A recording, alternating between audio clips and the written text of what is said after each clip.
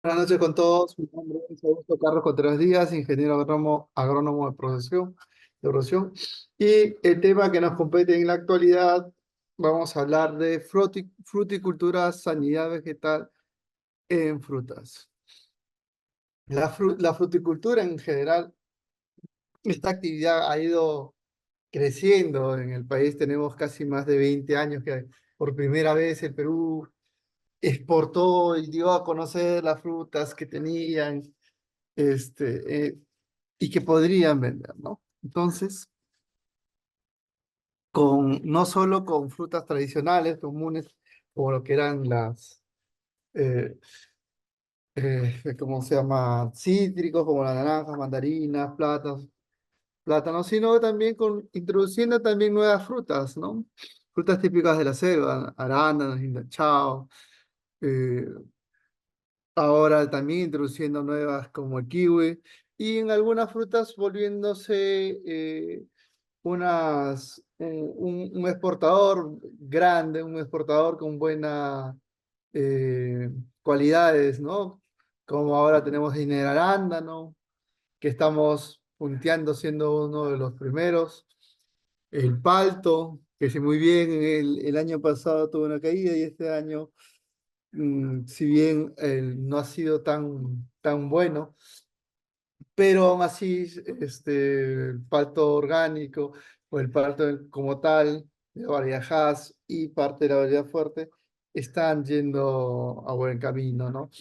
¿Quiénes están ganando? ¿Quiénes están mejorando? Aquellos que logran satisfacer el mercado con producción, con calidad.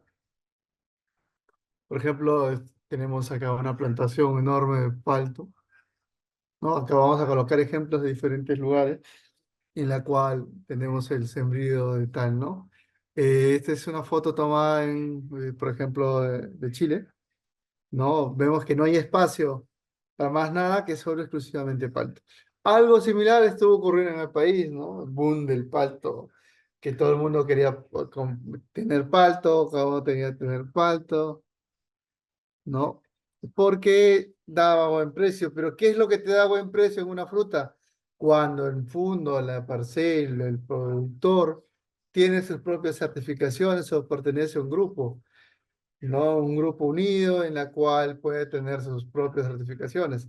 El mercado en la actualidad quiere o necesita frutas, uno, cantidad, calidad y que no les cause alguna enfermedad. Y si es orgánico, que use la menor cantidad de químicos, es mucho mejor y paga precio. Sigamos. Ahorita sí. Como hemos visto, tenemos acá el temario del curso. Vamos a tocar todos los puntos que lo menciono. Que ahora últimamente está de moda ahora la pitahaya, ¿no? El fruto de dragón. El país está invirtiendo mucho en esta fruta, todo lo que es costa, selva, un poco en sierra.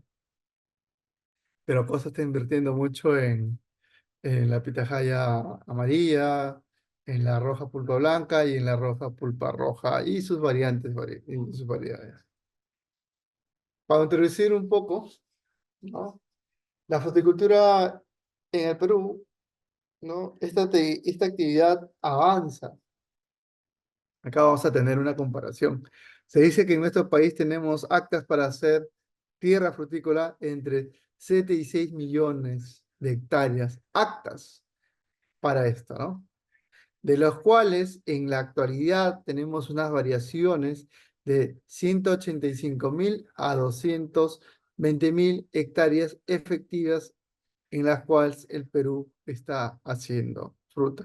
Esto es variable debido a las circunstancias de cambio de cultivo, introducción de nuevos cultivos, tanto los nuevos cultivos en selva, nuevas áreas que introducimos de desierto a cultivos como paltos, arándanos, uvas, así entre otros. Y también áreas que vamos abandonando, ¿no? Pues más o menos tenemos esa perspectiva y además en el país, sí es muy cierto, no hay una data precisa de la extensión estatal, ya que si muy bien, eh, cuando SENASA o el Ministerio de Agricultura pregunta a nuestros queridos productores, ¿y este año cuánta área frutal vas a hacer? Y la mayoría termina mintiendo, ¿no? Pocos son los que dicen la verdad de, oh, tengo 10 hectáreas cuando tienen 4 o cuando han hecho 20, ¿no? Nunca dicen hacer cierto. Después de 4 o 5 años recién se da cuenta el censador o el que registra que fue timado, ¿no? En algunos casos. Bueno, en el caso de fruticultura, viene a ser o varía entre un 2,5% a un 3% del total del área ya vista, ¿no? De los 7,6 millones, que son aptas para la agricultura. No es bien bajo. Bueno, acá más o menos tenemos el rendimiento de, de algunas frutas, ¿no? Por toneladas por hectáreas, el promedio nacional y el potencial que se logra sacar por hectárea, y en algunos casos se logra sacar un poco más.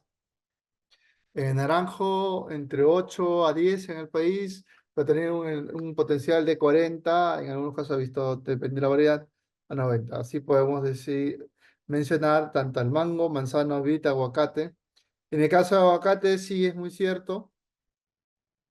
Estos datos, ¿no? Aguacate o palto, ¿no? En el caso de palto, las producciones sí están bordeando los 40, 50 toneladas, ¿no? Lo mismo sucedió con el mango, está bordeando 60, 80 toneladas por altas densidades que se manejan, ¿no? En naranja igual he visto 90 toneladas. En vid sí estamos superando las 80 toneladas, ¿no? Productos o frutas banderas del país, ¿no?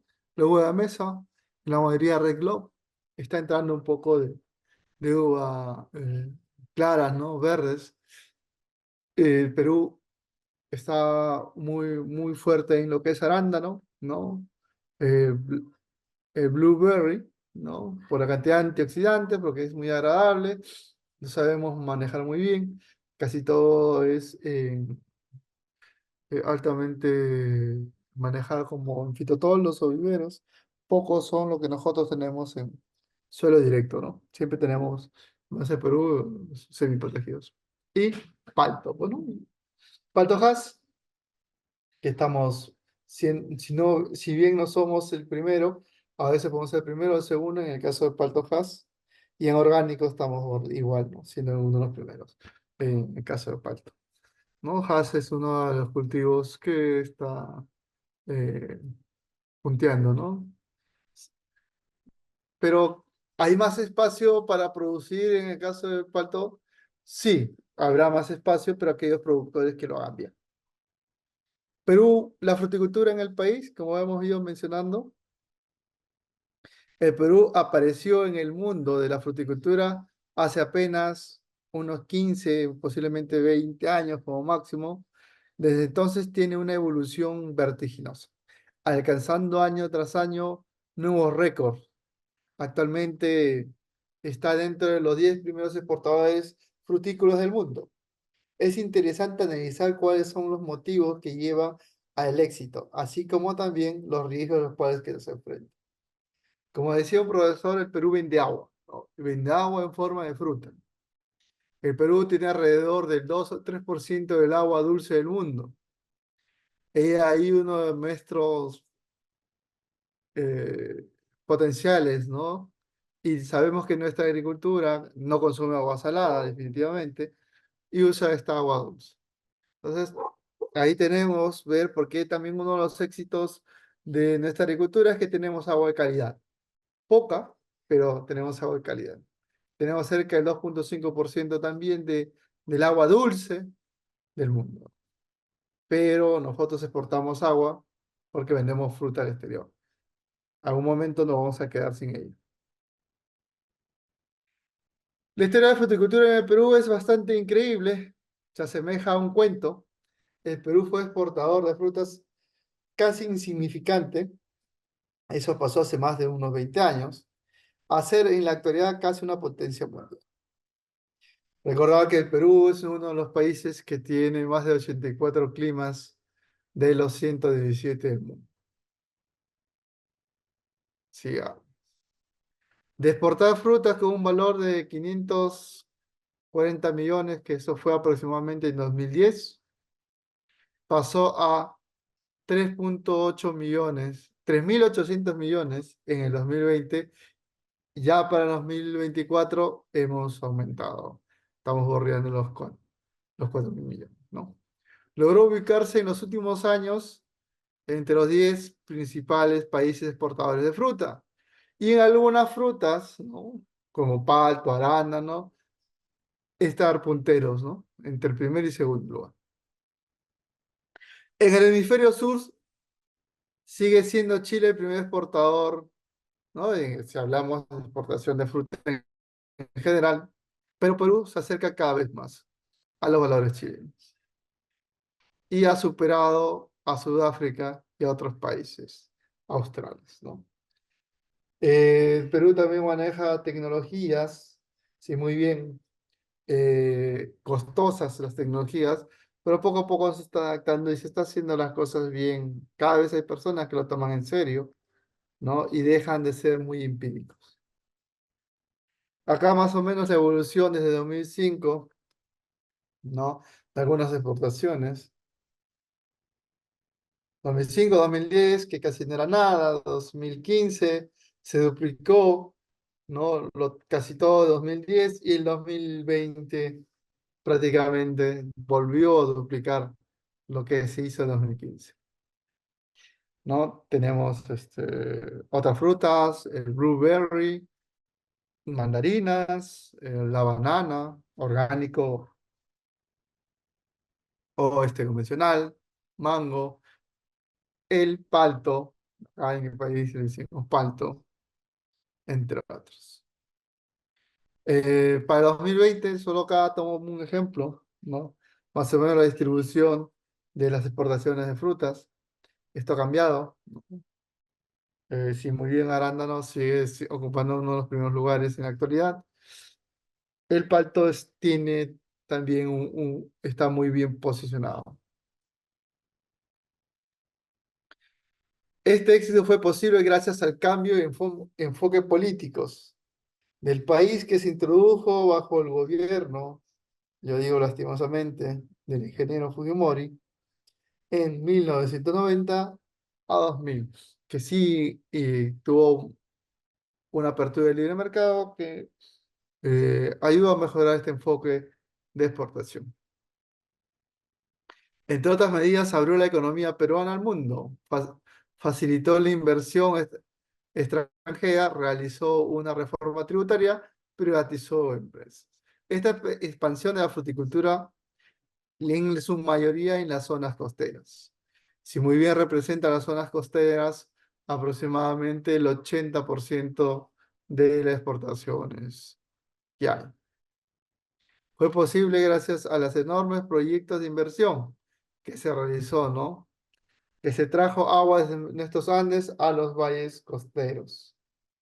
El riego y las obras e infraestructuras que hay para regar extensas áreas, ¿no? Chavimochi, Majes, Pedregal, entre otros. Además que el clima de la costa peruana, comparándose frente a las otras condiciones, es como un pequeño invernadero.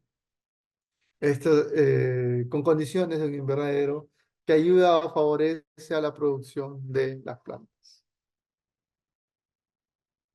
Si muy bien en por la cordillera de los Andes no hay una variación fuerte de temperaturas como lo que ocurre en otros países, no ayuda a esta a equilibrar las temperaturas y hace que nuestra fruticultura o la producción hortícola aumente, ¿no? Estamos viendo mucho en la tele problemas en el norte con algunos frutales, pero en el sur le va bien, ¿no? Está yendo bien. Entonces, eh, es algo equilibrado en particular. Como en 2003, ¿no? Las exportaciones peruanas van en picada los primeros meses. 5.9% menos amenaza a la economía nacional. La exportación va en picada para este 2023. Amenaza la economía de la nación. Debemos rescatar que, si muy bien esto ocurrió en 2023, debemos rescatar que hubo un crecimiento al exterior de varios productos como el jengibre, páprica, el cacao. Este año el cacao también elevó enormemente y ya se está desinflando, ¿no? El precio como tal. Ministro de Perú para el 2024, ¿no? El Perú logrará estar en el octavo exportador, o sea, ser el octavo exportador de fruta, ¿no? Ya que durante el 2023 el Perú se posicionó como el noveno exportador. Si muy bien estuvo descendiendo, pero seguíamos manteniendo esta posición como exportador de fruta. Con ventas que ascienden a los 5.681 millones de soles. Entre las frutas peruanas con mejor posicionamiento mundial son el arándano, la palta, en su mayoría Hass, la uva, Red Globe o Guaymeso, ¿no? En Latinoamérica, el Perú es el tercer exportador de frutas detrás de México y Chile. Este año el Perú podría llegar a ser el octavo exportador del mundo en frutas, reveló el titular del MINCETU. 2023 las exportaciones peruanas llegaron a 141 mercados, siendo los más importantes el Estados Unidos con un 35% y la Unión Europea 27% del total. Entre otras principales frutas del mundo destacan el arándano, las uvas de mesas, ambos con récords en el 2023. Por otro producto agropecuario que se destacó fue mucho el cacao, cuyas ventas ascendieron. Debemos indicar que uno de los mercados que se empezó a levantar consumiendo la fruta peruana es el mercado, mejor dicho, es Rusia, ¿no? Cabe indicar que el 76% de las exportaciones peruanas provienen de las regiones del interior del país, entre las cuales se destaca Ica con el 20%, Libertad con el otro 20%, Piura y sus plátanos con el 13%, Lambayeque con el 8% y Cajamarca con el 4%. Las frutas peruanas generan expectativas de ventas por más de 450 millones en la Feria Fruit Logistic 2024. Durante esta feria de 2024 que se realizó del 7 al 9 de febrero en Berlín, Alemania, las frutas peruanas generan una gran expectativa, siendo Alemania, Francia, España, Rusia, China, Estados Unidos e Italia los mercados más interesados, informó la Comisión de Promoción Peruana en Exportación de Turismo, PROMPERÚ. Los productos que se obtuvieron mayor demanda por parte de los compradores internacionales fueron el arándano, otra vez el arándano, el mango peruano, ¿no? Por lo que se espera concretar mayores envíos a ambos. La, la presentación peruana Fruit Logística, la feria más grande del mundo, relacionada para frutas y hortalizas, se realizó mediante una alianza estratégica entre la Asociación de Gremios de Productores Agrarios del Perú, AGAP y PROMPERÚ, a través de su oficina comercial de Perú en Hamburgo. Y también como el objetivo es solidarizar el posicionamiento de Perú como uno de los principales productores y exportadores de frutas y hortalizas en el mundo. Eso es más o menos para darnos una idea del panorama, cómo se ve o cómo nos registran el mundo Perú exportador de frutas.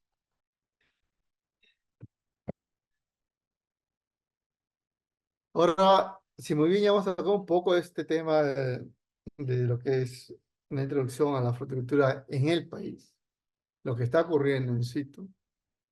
Ahora vamos a tocar un poco de la sanidad y sanidad en lo que es frutales, ¿no? La sanidad vegetal tiene como finalidad proteger, prevenir, erradicar plagas y mejorar las condiciones fitosanitarias del patrimonio agrícola forestal, flora silvestre del país, a través de establecimiento de medidas fitosanitarias regulado, regulando el registro, control y manejo de uso de insumos agrícolas en el marco de las buenas prácticas agrícolas con el propósito de prevenir la diseminación e introducción de plagas cuarentenarias y también plagas que salgan del país que presenten riesgo para el estatus fitosanitario. Por ejemplo, nosotros tenemos, o el mundo tiene un par bastante interesante con la mosca de la fruta, para la mayoría de frutos de piel delgada, cítricos, duraznos, papayas, etc. No es una plaga cuarentenaria, que no quieren que se escape PRU, no la ceratitis capitata, sino Anastrepha faterculis y su demás mancha de Anastrefes. Entonces, si bien SENASA juega un papel bastante importante en la sanidad, en la sanidad vegetal y en la sanidad frutícola, en la cual nos permite o nos menciona que tienen número de hectáreas censadas, número de hectáreas eh, certificadas para la exportación. Se dice, en el marco del Día Internacional de Sanidad Vegetal, el Servicio Nacional de Sanidad Agraria del MIDAGRI renueva su compromiso con la agricultura del Perú y hace un llamado a los actores involucrados en el sector agrario para mantener y mejorar la sanidad vegetal para los cultivos a través del manejo integrado de plagas, buenas prácticas agrícolas y así como proteger el medio del mercado.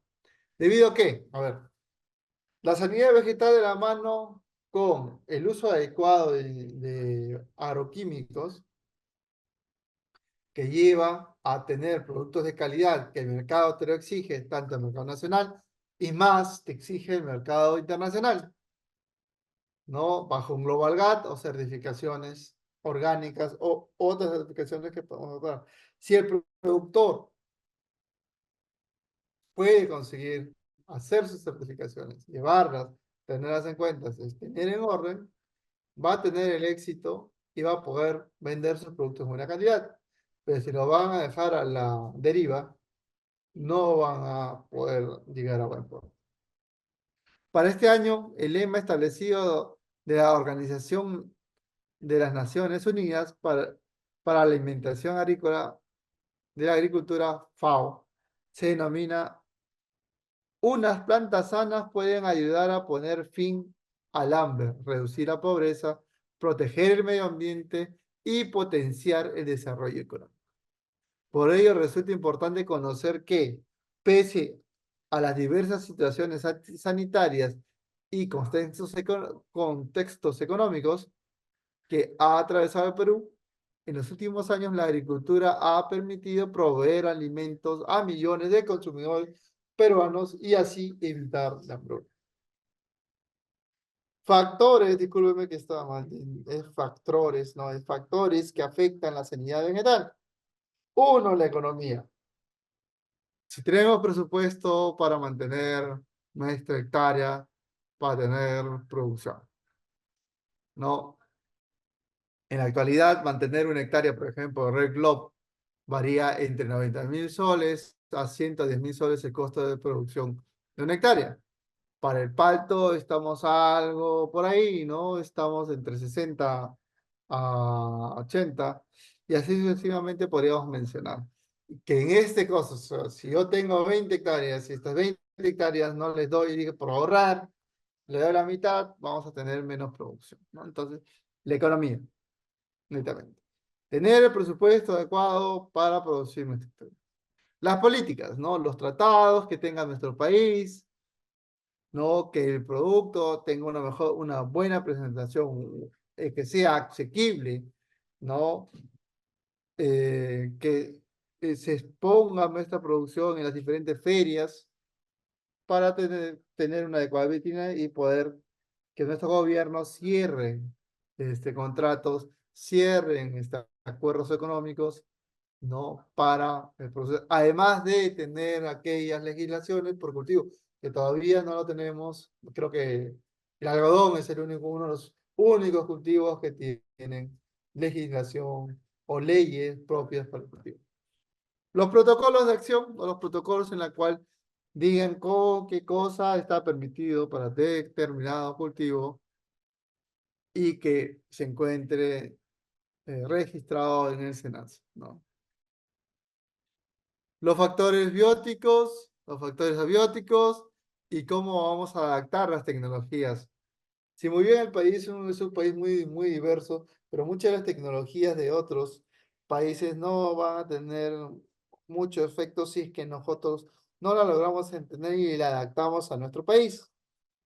En el caso de los factores abióticos, sí son muy complejos, ya que tenemos un calentamiento global que va creciendo cada año, tenemos un grado más o grado y medio más, y cada vez que pasa un año o 2 años podemos decir que es el año más cálido frente a los últimos 50 años, ¿no? Entonces, es muy cambiante, tenemos temperaturas que cada vez se están acercando a lo que es trópico, ¿no? La inclemencia de las lluvias en algunos lugares, en los cultivos frutales de la selva, o la falta de lluvia, la falta de agua en la zona andina, ¿no? Y eso que estoy viendo, estoy escuchando, viendo, que muchas de las regiones están promoviendo producción de pantojas, producción de chirimoya, y en algunos casos hasta he visto último que están colocando palto en el caso del Haas, se están colocando sobre los 3.100 metros de nivel de mar, que es un suicidio, ¿no? Yo no haría eso, ¿no? Entonces hay que tener mucho cuidado. Igual, haciendo posiblemente cada vez cacao lo hacen un poquito más alto, ¿no? Porque está haciendo demasiado calor en las partes bajas que estaba acostumbrado a hacer cacao. Así sucesivamente podríamos ir mencionando que estos factores abióticos de temperaturas, humedades, causan o diezman nuestra producción en la mayoría de casos, ¿no? Los factores bióticos, sí, sí, muy bien, tenemos, ¿no? El tipo de raza, variedad, tipo frutal, de su patrón y su injerto, más el ataque de plagas, ¿no? Ya sean insectiles, ya sean patogénicas, ya sea de virus, etc., que puedan diezmar, y para eso vamos a tener que tener un control humano. Como vemos el ecosistema, vamos a tomar acá un ejemplo, el cacao, el ecosistema del cacao. Pude haber escogido naranja, pudo haber sido café, pudo haber sido plátano, etc. No, pero en este caso tomo el cacao como un ejemplo. Sus factores abióticos, que están en el clima, temperatura, luminosidad, ¿no? Que esto también afecta sobre las plagas y también hace un ataque, ¿no? El viento, la acumulación de polvo, hay que lavar las hojas, el exceso de humedad, hay que hacer nuestros camellones altos para que el agua escurra y no se quede ahí. El uso adecuado del agua. Sistema de ríos adecuados, dejar los sistemas de gravedad, colocar nuestro sistema de riego por goteo o nuestro sistema de riego de microaspersión. Manejo culturales son aquellas cosas que nosotros sí podemos hacerlo, ¿no? Vamos a escoger el mejor terreno, terreno profundo, 1,20 m como mínimo, para que nuestra frutal se desarrolle adecuadamente. Estas plantas que nosotros propaguemos tienen que ser plantas sanas, plantas certificadas, que sea de la variedad que nosotros, que el patrón necesitamos con eso, porque este suelo lo necesita. El injerto, la variedad comercial que nosotros queremos propagar, ¿no? El distanciamiento adecuado, ahora estamos de moda hacerlo más pegados, con alta tecnología, hacer podas, mejorar todo esto para tener producciones tempranas de alta densidad. Y llegar, por ejemplo, en el caso de cítricos, bordear los 80-90 toneladas. En el caso de palto, el hass, bordear aproximadamente las 40 o 50 toneladas en convencional. Y en orgánico, llegar entre 25 a 30 toneladas, ¿no? Entonces, todas estas cosas en Red Globe y otros, así podremos seguir conversando toda la tarde, mencionando fruta tras fruta. El riego fundamental, mejorar el sistema de riego. La fertilización, si queremos hacer bien las cosas, mi análisis de suelo, voy a digital inicio, antes del cultivo, si es que compramos el cultivo, ya con terreno con cultivo, hacer nuestro análisis de suelo ahí. Mm, Tratar de comenzar con el pie derecho y no comenzar con el pie izquierdo. Nuestro plan de fertilización va a ser lo más adecuado para llevar cuánta producción vamos a tener al final de campaña, ¿no? Recordar que los suelos tienen muy bien los nutrientes, pero le va a faltar, basta que un nutriente sea limitante, no vas a sacar la producción por ahora. Los reguladores de crecimiento que está de moda, echarle hormonas. He visto paltos inflados, parecen globos, y tremendas cosotas y no pesan nada. Y ya se van sobre los calibres y estos calibres, el mercado ya no te da acceso, ya no te los compra, ¿no?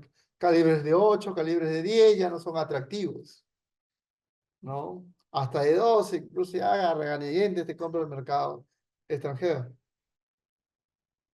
Pero calibres, en el caso que estamos hablando, discúlpeme, en el caso de pato, ¿no? En el caso de uva también, ¿no?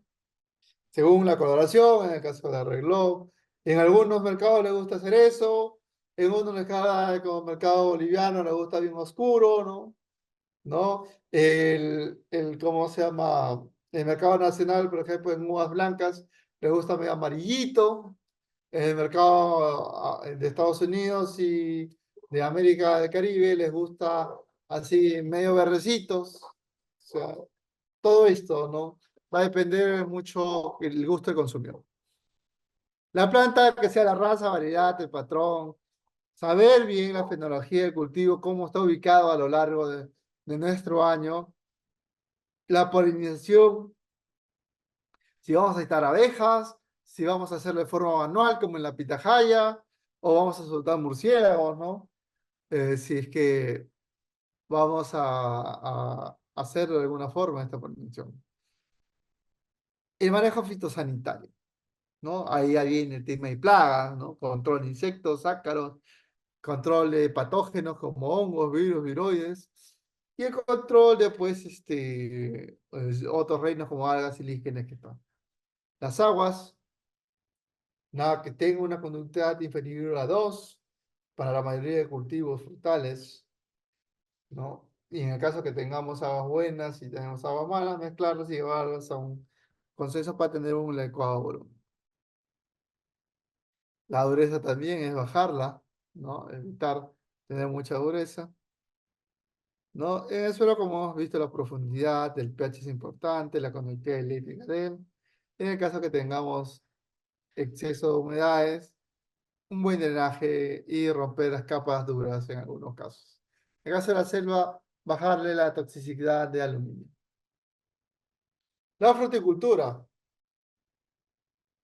La fruticultura es una ciencia que estudia los cultivos de los árboles, arbustos, de productos o que boten productos que sean frutas, aplicando tecnologías basadas en los principios biológicos, fisiológicos, para obtener frutos de manera planificada, organizada, de calidad, cantidad e inocuo. Tipos de frutos, bueno, podemos clasificarlos por su tipo de acidez o clasificarlo por el tipo de fruto que sea, ¿no? Bueno, a ver, primero nos vamos por el tipo de fruto. Aquenios, por ejemplo, ¿no? Nero, ¿y con qué se come, Luis? Este habla de aquenios. Un ejemplo, la fresa, pues, ¿no? La fresa, esas cositas amarillas de la fresa, son aquenios, ¿no? Y lo que nosotros comemos como esa cornosidad es el ovario, ¿no? El receptáculo. Cariópsidos, bueno, no hay en frutas. Nucelas, no, tampoco. Granos, tampoco. Samaras, tampoco. A ver, creo que sí. A ver, silica no, cáscara tampoco, legumbre tampoco. Pero en los frutos carnosos sí tenemos ya está la mayoría de estas frutas que usamos, ¿no? Baya, uva, drupa. ciruelos, duraznos, pomo, manzanas, esperidos, que son las naranjas, mandarinas, limas, limones, que es una modificación de una baya. Pepe, pepónides, ¿no? Como la sandía, melones, pseudobayas, ¿no? Como bananas, plátanos, y los aguacates, o plátanos, o paltos. Frutos compuestos, ¿no? El psícono, que son los higos, ¿no? Enterio, que son, bueno, es un conjunto de aquenios, ¿no? La fresa. Bueno, el cinnamon no nos interesa porque no tenemos frutas que tengan esa capacidad. Multidrupas, ¿no? La mora, frambuesa. Polibaya, que son las chirimoyas, guanábanas, las nonas, el noni. A ver, dice balaustas como la granada, la granadilla, entre otros. Y Psoriasis como la piña. En el caso de clasificaciones y combinaciones de fruta, ¿no? Frutas dulces, ¿no? Plátanos, higos, uvas, ¿no? Cerezos. Si no me equivoco, parece, ¿cómo se llama? Caviar vegetal, ¿no? Tenemos todos por ser muy dulces. Lich, lúcuma, caña de azúcar, aunque la caña de azúcar no es una fruta, es un tallo, ¿no? Ciruelas, caqui, entre otros. Frutas ácidas, naranjas, mandarinas, toronjas, lima, toda la gama de prácticamente cítricos. Y vamos a incluir la fresa, frambuesas, el kiwi, tomate, piña, maracuyas, carambolas, manzanas, guanábanas, entre otros, ¿no? Se puede combinar con semiácidas, pero no con dulces. Frutas semiácidas, papaya, durazno, mango, mora, pera, frambuesa, arándanos, ceras, damascos, nectarines, guanábanas, uvas verdes, manzanas, entre. Se puede combinar con ácidas y dulces. Frutas neutras, que no tienen casi nada de dulce. Aguacate, coco, aceituna. Muchos dicen que no es una fruta, pero sí lo es. Bueno, los frutos secos en general, entre otros. Los melones, tipo melones, sandías, ¿no? Entre otros, no deben mezclarse o deben comerse solas. ¡Pum! Les coloco de frente la mosca de la fruta. Plaga cuarentenaria, que no se puede, que es uno de los filtros que no te dejan pasar la exportación de la fruta. Tenemos a Ceratitis capitata, que es la mosca de la fruta mediterránea, que está en todo el mundo. Y también tenemos a Anastrephas batraculis y sus manchas, pues, de acá, de Rogelios, Toxonis, Bactoceras y todas las estas que son plagas. Ahora vamos a ver otro factor que afecta, ¿no? La de las frutas. Para eso debemos saber el concepto de plagas. El concepto de plagas, ¿no? Manejo integrado necesita algunos repelentes para combatir las plagas, enfermedades, etc. Pero sí, el concepto de plagas debemos tenerlos bien en cuenta. Es todo agente vivo que cause el daño a las plantas que está en el sistema agrícola. Entre ellas podemos decir animales superiores como aves, ratones, artrópodos, que están los insectos, etc. Patógenos como virus, hongos, viroides y plantas voluntarias que son las más llamadas malezas. Que causen, ojo, un daño o bajen los umbrales económicos de la actividad humana. O sea, todo está relacionado con nosotros. Entre las más comunes y las que más encontramos y que nos atacan y nos dan de alma, las chupaderas que son estrangulaciones a nivel del cuello de la planta que atacan en los primeros estadios de nuestras plantaciones. Ya cuando somos grandes empiezan a desarrollar cancros como botritis, que nos ataca cuando esté en producción, en flor, en fruta, en envero, etc. En Erwinia también que nos ataca. Es una bacteria que nos ataca a frutos, por ejemplo, a la pitahaya, le da de alma. Cuando hay un exceso de humedad, viroides que están en todos lados. Tenemos el virus de la tristeza de los cítricos, el Suman Blast de los paltos, entre otros. Sectorias alternarias que atacan a hojas, fusarios que atacan a coronas como la fresa, ¿no? A la caña de azúcar como tal, entre otros. ¿No? Estas son enfermedades que podemos manejarlas en un manejo integrado, con adecuado riego, con adecuada aplicación de microorganismos eficientes, entre otros. Artrópodos. Entre los más comunes tenemos nuestros queridos pulgones, ¿no? Áfidos que vamos a verlo de amarillitos, verdecitos, negritos, negritos con franja verde, verdecitos con cachito negro, etc. Son políficos cosmopolitas. Su más problema es que si muy bien no matan a la planta, pero tienen deyecciones dulces y viene o ataca a Fusarium y tapa área fotosintética de las hojas a nuestras plantas, ¿no? Las deja cochinas y empieza a debilitarse. Las mariposas, en este caso la Leptosphoria aripa, ¿no? Que ataca mucho a melones, sandías, las barrenas ataca y comen todo, ¿no?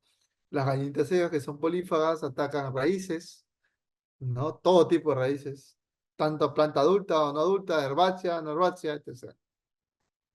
Usaron ejércitos que te atacan a implantaciones pequeñas o empiezan a comerse la hoja. Digamos. Los controles que debemos tener, ¿no? Para el manejo adecuado, ¿no? Manejo integrado de plagas. Prevenir o hacer las adecuadas observaciones y recién de ahí, con este registro, tomar, muchas gracias, ajá, tomar o hacer las aplicaciones adecuadas.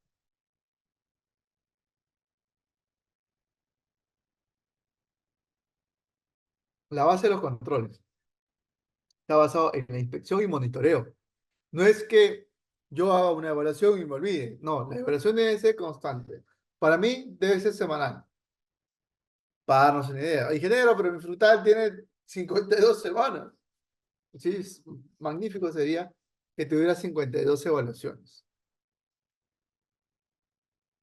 Pero, bueno, para mí sería una vez por semana. Lo pueden hacer cada 15 días, ¿no? Sin ningún problema. Las inspecciones, según eso vamos a nosotros a tener en cuenta qué cosa, cómo vamos a actuar, qué estrategia vamos a tomar, qué cosa hicimos antes que se salió mal, ¿no? Vamos a tomar decisiones. Exclusión, limpieza, orden, actividades rutinarias, eliminación de residuos, mantenimiento y procedimientos de registración. Vamos a revisar nuestras actas, vamos a ver qué pasó un año, qué pasó el otro año, para ver cómo vamos a actuar con esta plaga. Vamos a establecer cuál fue nuestros umbrales para nosotros hacer alguna aplicación.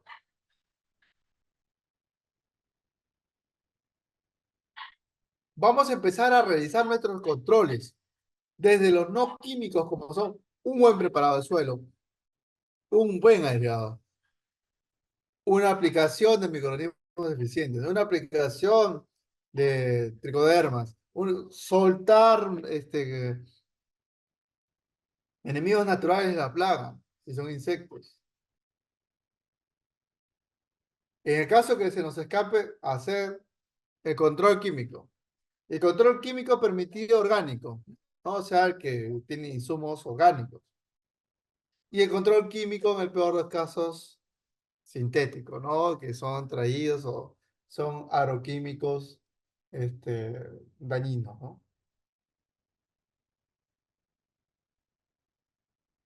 siempre debemos tratar de evitar llegar al control químico. En el peor de los casos, no usarlos, ¿no? O llegar hasta mucho el control químico permitido orgánico.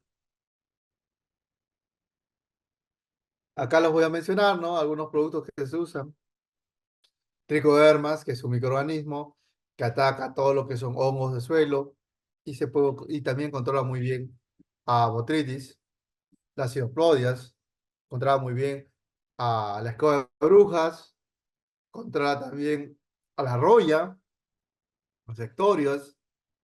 Entonces, sí, no, pero no es tan efectivo, claro que no es tan efectivo, no es como el control químico que ya a los 7 días ya tienes el resultado, ¿no? Digo, debe matar un poco más, pero si lo haces adecuadamente funciona bien. Los fermentos de ajo, ají, violes, buenas asociaciones entre cultivos, EMs, ¿no? Microorganismos eficientes de montaña, bacilos turgentes, aceites agrícolas. Aplicación de entomopatógenos, insectos amigables, etc. Podemos usar controles etológicos como trampas amarillas, trampas azules, ¿no? Trampas Mafire, trampas de aceite, trampas de luz, todo es válido. Los insectos benéficos, tenemos por un lado a Crisoperra externa o a Crisoperra sicta. Tenemos, por ejemplo, ahí un coccinelio comiéndose un áfido rojo, las avispas, tijeretas, entre otros, ¿no? Mantis, mosquitas como los sírfidos, microavispas que atacan a las plagas, las abejas que son esenciales para nuestra polinización, las lombrices que nos ayudan para mejorar el suelo y darle aireación a nuestro suelo, sigamos. Bueno, sigamos con el control biológico, ¿no? Parasitoides, por ejemplo, para mosca de la fruta, tenemos varias microavispas, no tan efectivas, pero logran controlarle. Más de control biológico, hongos que comen hongos, Trichoderma viridi, Trichoderma stromatiacum, Glycocladium sp. Bacterias que comen hongos, Pseudomonas, Bacillus thuringiensis, Bacillus fukuoka, entre otros. Modo de acción, ¿no? Esto, este virus, ¿no? Se alimenta sobre la bacteria, la destruye en el lapso de 20 minutos y vuelve a buscar otra bacteria, ¿no? De un retrovirus, ¿no? Comedor de bacterias. Hongos que comen insectos o bacterias que comen insectos. Bacillus thuringiensis, Bacillus subvariedad Krustaki, Bacillus aedeaquitaki, bueno, de lepidópteros, de crisomelios como Bacillus tenebriones, israelensis, culicides, Bacillus sphaericus, larvas de mosquitos, y así entre otros. Hongos que comen insectos, Bouveria baciana, para el control de Hipotenemos hampei, también para el gorgojo de los Andes, para cochinillas, para mosca de la fruta, para pulgones, para trif, etc, etc. Tenemos Bouveria brongniardi para gusanos blancos, aradores como la gallinita sea, Metavisus, larvas de lepidópteros, Metalicius, flavor, langostas, entre otros. Tenemos uno nuevo que se está introduciendo con muy buenas características, que pertenece a la misma familia de las Bouwerias, que son los Cordyceps, hormigas, larvas de lepidópteros, entre otros. Encima que si es el Cordyceps militaris o siblings, son hongos comestibles. Vemos la acción de la boberia sobre algunos insectos, ¿no? sobre gorgojos, sobre larvas, sobre áfidos, virus que atacan insectos, ¿no? Uno de los más conocidos es el que ataca a Dio de Juno o a Graulis, que son plagas del maracuyá. No, no sé si han visto los que son maracuyeros, unos hongos peludos sobre la maracuyá, al final cuando ya están en una determinada edad, están todos chorreados, parecen mocos, que justamente es el virus que logró entrar sobre ellos. Y el mejor control de estos, agarras estas larvas que están como chorreadas, que coges entre 8 a 10 las licúas en agua, en un litro de agua, y esto lo disuelves en una mochila de 20 y aplicas a todas las plantaciones que tengan estas larvas que estén atacando, y vas a ver que al día siguiente o a los 2 días le encuentras chorreada, ¿no? Sigamos. Nematodos que comen insectos, ¿no? Heterobitis meridiens, y así sucesivamente, ¿no? Toda esta documentación está para los chicos que estén llevando el curso. Acá más o menos como para que lo conozcan face to face, como son microscópicos y atacan a todo esto, ¿no? Otro elemento, otro factor es la fertilización. Recordar que una planta bien nutrida, poco se enferma y tenemos buenas producciones. ¿Qué son los fertilizantes? Los fertilizantes son sustancias ricas en nutrientes que se utilizan para mejorar las características del suelo para un mejor desarrollo de los cultivos. Algunos pueden aportar uno o dos elementos. Solo los compuestos pueden aportar más de dos o tres. Recordar, según el análisis de suelo que tengamos, que mientras más cercano a un pH 7, vamos a tener buena distribución de los nutrientes, ya sea si lo colocamos de forma externa o lo colocamos ya que hemos hecho una enmienda cálcica para mejorar esto.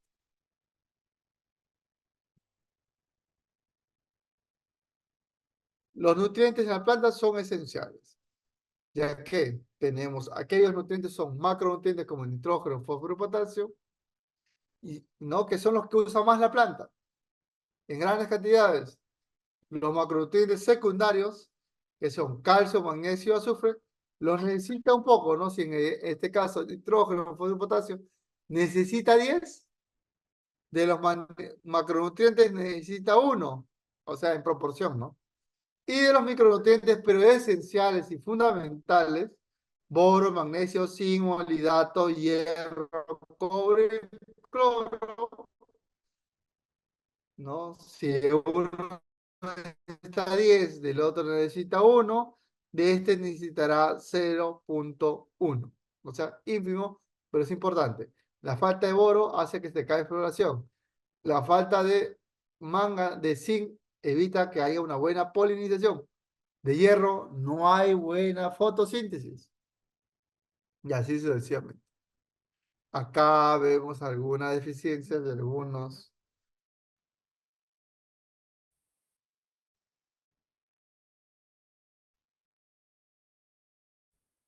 deficiencia de eh, cómo se traduce en la planta, ¿no? Las coloraciones, necrosis, ¿sí? Por la eficiencia de un nutriente. Entonces, y su compatibilidad entre ellos, ¿no? C, que significa compatible, incompatible, R, que se dice usa la solubilidad, todo puede ser medianamente compatible.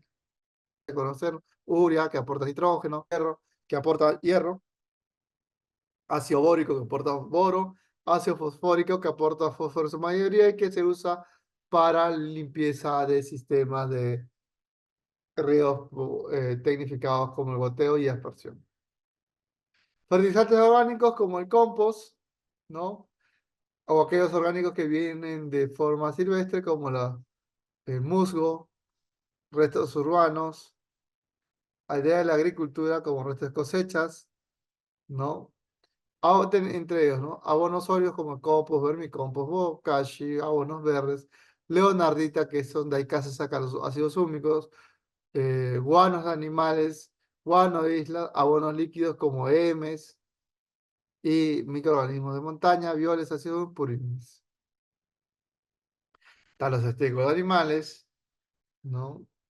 Todo, tal ya sea de roedores, de aves, ¿no? De guano de isla, que ya sería un fertilizante, el de caballo, igual como un fertilizante orgánico, y el de que viene de industria avícola también tiene buenas características muy importantes.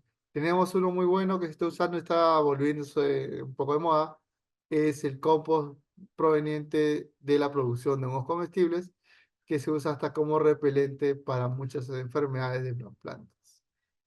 Para realizar compost se les deja una pequeña exposición para que lo lean. Humus bocalis, el humus que es el estiércol de la lombriz, que aporta buena cantidad de nutrientes in situ en el momento.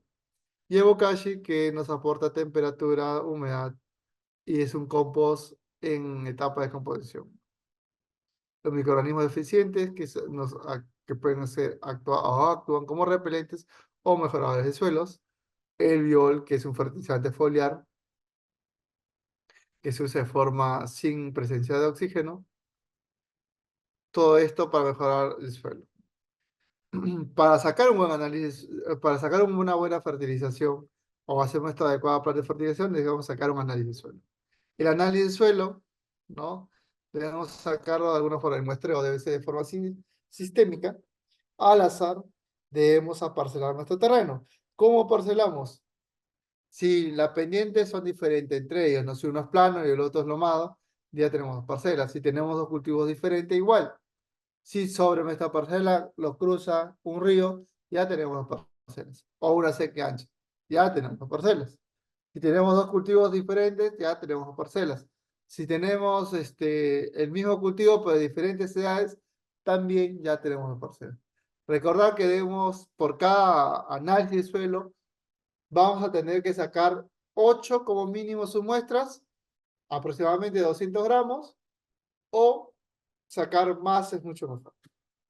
Debe ser colocado de forma aleatoria, ya sea si es para un cultivo, en el caso de frutales, de 30 de profundidad hacia 40. Se va a sacar la muestra ahí para saber cómo está esto. Sigamos.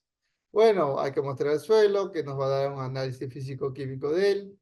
Vamos a mandar, vamos debidamente identificar, vamos a colocar los datos y lo vamos a llevar a un laboratorio para que nos dé. Esa información nos van a dar y nos van a dar la recomendación respectiva. Muy importante tener lo siguiente. Debemos identificar los dotes y delimitar los suelos. La unidad de muestra debe ser una muestra compuesta constituye entre 10 a 15 submuestras, cada uno que se debe sacar de forma de zigzag entre 150 a 200 gramos por submuestra. Debe removerse la hoja rasca, hacer el corte a la profundidad de las raíces que requerimos.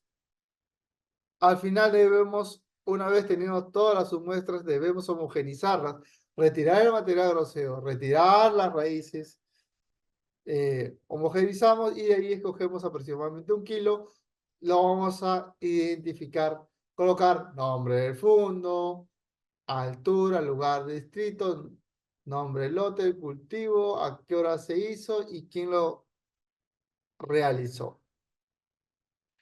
Recordar que, como vemos, vuelvo a decir, los nutrientes, basta que falte uno en una concentración no adecuada, hará que nosotros no tengamos la producción que esperemos.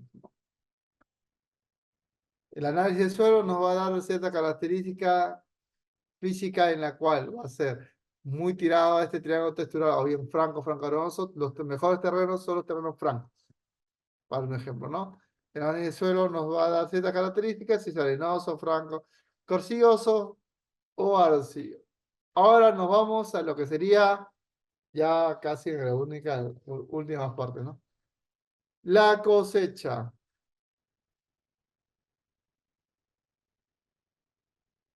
La cosecha, si muy bien nosotros tenemos que tener en cuenta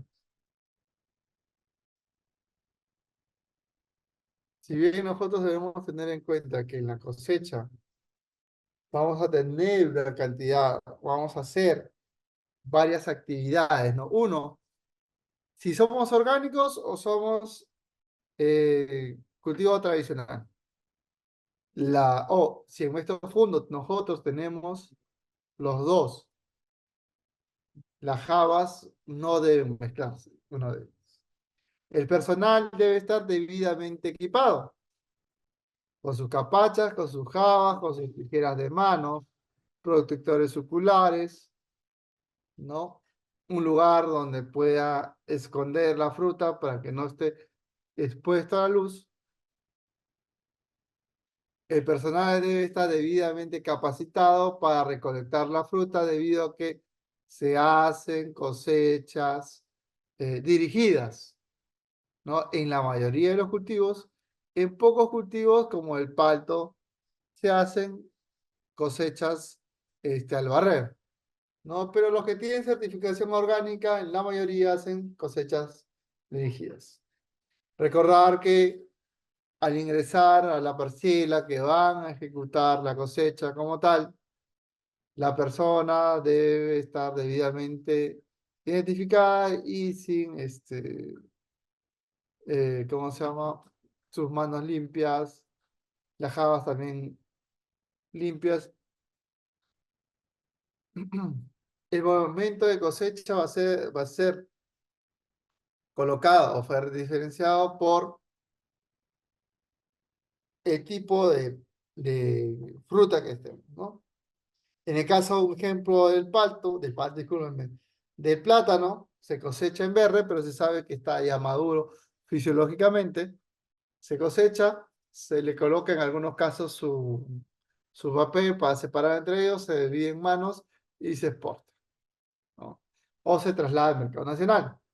Va a depender nuestra cosecha a qué mercado vayamos. Si vamos al mercado americano, si vamos al mercado chileno, si vamos al mercado europeo, asiático, entre otros. Tenemos que tener en cuenta todo eso. Luego, si por ejemplo, si estamos a ver, la cosecha en palto, por ejemplo, ¿no? En Hass se cosecha en verde para llevarlos a Europa, para llevar a Estados Unidos también un verde un poco tirando a verde petróleo. Y en el caso para Chile, se cosecha un poco, ujú, ya medio pintón, ¿no? Chile con su pintón le gusta que llegue negro. Y es más rico. El porcentaje de grasa debe estar al 20%, como mínimo. 19 no va, se nace el bote. Que la fruta que cosechemos tenga la menor cantidad de plagas. En el caso que haya querezas, menos querezas. En el caso de mango, hay que cortarlo y hay que colocarlo boca abajo para que bote su leche, ¿no? Para, para recién mandarlo a las jabas y trasladar. En el caso de uvas, ¿no? Depende del mercado te vaya, si quieren cerezo, en el caso de Red Block, quiere cerezo o quiere oscuro, oscuro, como busca Bolivia, ¿no? O el mercado nacional. Pero si es para el mercado estadounidense y el mercado centroamericano, es un color cerezo. Asiático, también un color cerezo. Saber el momento de cosecha. Deben ser colocadas las frutas, ¿no? En las jabas, ¿no? Sin haber tanto golpeo, colocarlo en las jabas y no llenar las jabas hasta en sí, ¿no? Para que no se apachurren entre ellas. Y va a depender, ojo, qué tipo de jabas voy a usar mediante el cultivo como tal, ¿no? Si no es lo mismo hacer manzanos, hacer eh, arándanos, no es lo mismo. O cosechar uvas, tampoco no es lo mismo. Una vez que hemos cosechado, hemos hecho el corte pertinente, ¿no? En uva, por ejemplo, ralean, quitan hombros y le saca más o menos lo que más o menos pese el kilo y medio, kilo 800, ¿no? Mm, En el caso de paltos, lo cortan con un taquito, ¿no? Con un pedacito de pericelo. En durazno, creo que si no me equivoco, no, creo que también con un cachete de pedicelo, con nada, no me acuerdo. Muy bien, manzano sí, con su pedicelo. En pera igual, ¿no? A ver, ¿qué otro cultivo? En cacao, si cambió de color, dependiendo del híbrido que sea. En el caso de café, también si cambia de un verde a un color cerezo o color amarillo, dependiendo de la variedad.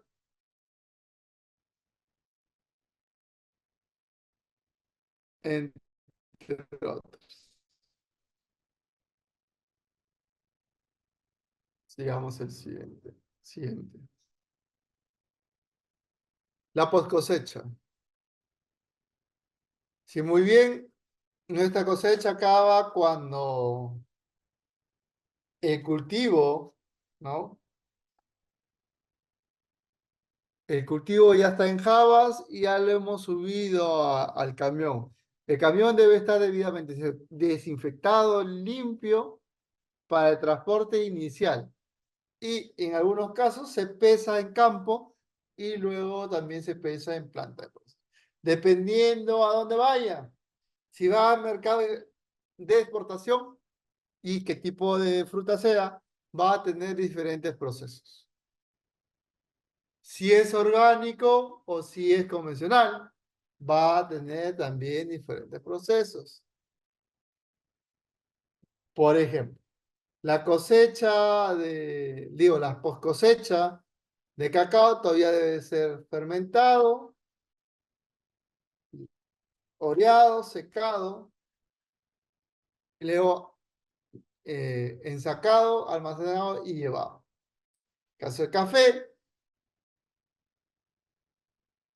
se lleva a un despulpador, se lleva a un fermentado de 24 horas aproximadamente, se hace un lavado, se hace un oreado, se seca, dependiendo al sol o en sombra, dependiendo del mercado que vaya,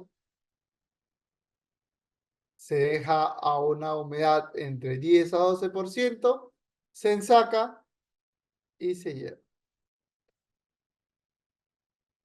En el caso de uva es algo similar, se cosecha, se traslada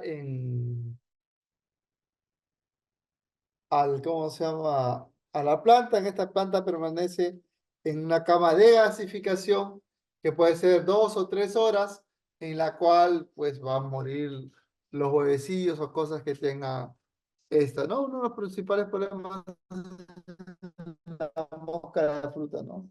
Vamos a tratar de eliminar con esta gasificación. En el caso del mango, no se traslada a la planta, se mete a un lavado.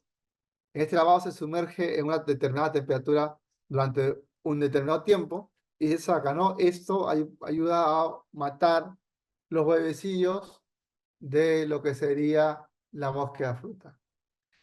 Algo similar pasa con los cítricos, ¿no? Entre la planta, ¿no? Pasa sobre tratamiento contra mosca de las frutas, luego va a la cámara de desbarrización, ¿no? En la pitahaya, bueno, no. En el caso de la manzana, igual. En el caso del palto, si es Hass, se va lavado, cepillado para quitar crezas, luego va a ser empacado. Ya sea como vaya, en pallet o no. Ahora, si va al mercado nacional, no hace ni una baba de frente al mercado nacional, ¿no?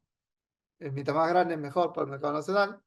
Mientras que en la mayoría de los mercados, todas las frutas que llegan, que van a planta, van a ir calibradas por un determinado tamaño. Y el calibre va a estar determinado por la especie de fruta que se está llegando, ¿no?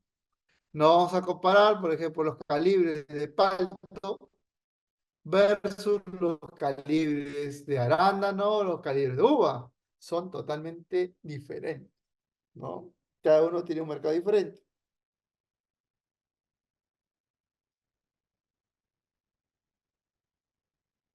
El transporte. Una vez que salen de plantas y son comercializados, ¿no? Debidamente empacados, en pales, sellados, debidamente identificados con su trazabilidad, si es que va para exportación, si es que va para orgánico como tal o convencional para tal, el, el camión que lleve esta caja, no, ahorita se me fue el nombre, lleve el contenedor, debe estar adaptado con una temperatura, ¿no? Para que el contenedor pueda llevar el material y pueda soportar en algunos casos, como el palto que va a Europa, entre 28 a 35 días. Hay otras frutas que necesitan ir a una mayor velocidad, como son las fresas, como son las pitahayas, que tienen que ir en avión. Entonces, todo esto va a depender, ¿no? ¿Qué tipo de transporte esté? Si va a ir en el contenedor de 24 toneladas o va a ir en el contenedor de 20 toneladas. Eso también.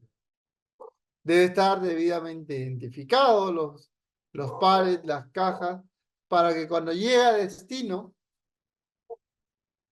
el, en este caso el importador de destino, que sería en este caso, eh, va a llevarlo a su mercado, va a que lleve bien. Si es orgánico, le va a hacer su análisis de químicos. Si es convencional, también le hacen su análisis, pero que no pase los límites permisibles que nos otorga el Códex Alimentario. En el caso de orgánico, sí, cero. No tiene que tener nada en el caso orgánico, ¿no? A la mucha de tener suciedad. La comercialización, como hemos dicho, las frutas, si van a mercado nacional, no hay mucho que hacer. Aunque nuestro mercado nacional cada vez está pidiendo o está teniendo ciertas características bastante importantes, ¿no? Algunos mercados como Mi Banda, un poco BOM, están pidiendo certificación RPO, ¿no? Para algunos productos como las fresas, que le echan tantos químicos para que sean comercializados correctamente. Si el mercado es de exportación, el mercado internacional, depende del lugar que vaya, nos va a pedir una serie de requisitos. Si es para Estados Unidos, el contenedor debe tener ciertas características, debe tener ciertas cosas. No todas las frutas pueden pasar, solo algunas frutas. Les van a hacer su análisis de residuos. Deben tener su USAGAP o su Global Gap. Si tiene certificado orgánico, debe tener su sistema orgánico, ¿cómo se llama? Equiparado o similar, ¿no? Para que pueda ser validado. Si es para Europa, debe tener su Eurogap o su Global Gap como tal, y que si va a determinado mercado, debe tener su certificación. Si es convencional, Global Gap, todo el mercado europeo, asiático y estadounidense. Si es para orgánico, certificación orgánica más certificación global. Que eso sería bastante interesante. Si es para Asia, el jazz, ¿no? Bueno, eso sería todo. Comenzaremos con el tema de preguntas acerca de este tema que nos tocó, control fitosanitario, no, fruticultura y fitocultura, fruticultura y se me va el nombre, disculpen. y sanidad vegetal de frutas.